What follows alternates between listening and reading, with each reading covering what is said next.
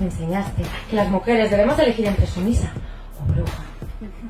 Tú me enseñaste el placer de la necrofilia. Sí, el romanticismo de besar a un cadáver. Me enseñaste, ¿recuerdas? A usar de la chica que se queda dormida. No importa si está cansada o drogada, si está maldita o pinchada por una rueca. ¡Qué gran maestro fuiste, Walt Disney!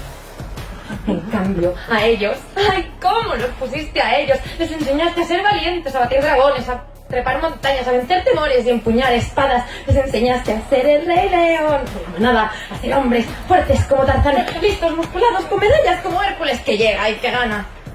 Pero a nosotras nos diste el amor como única opción. Ni siquiera teníamos amigos humanos como ellos.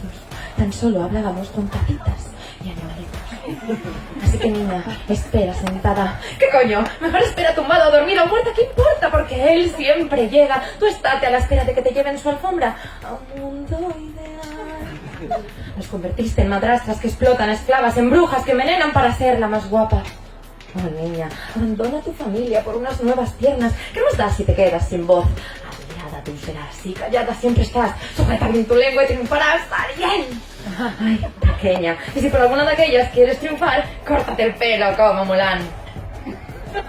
Por suerte, vale, tu historia está terminando porque había una vez niñas que escaparon de sus torres, brujas que rompieron cadenas, princesas que dejaron de hacerse la cera y unas a otras nos quitamos la venda y empezamos a liberar el pájaro de la jaula, a aullar y a salir de noche sin miedo, a pasar de las 12, a volar sin escobas y a liderar dragones.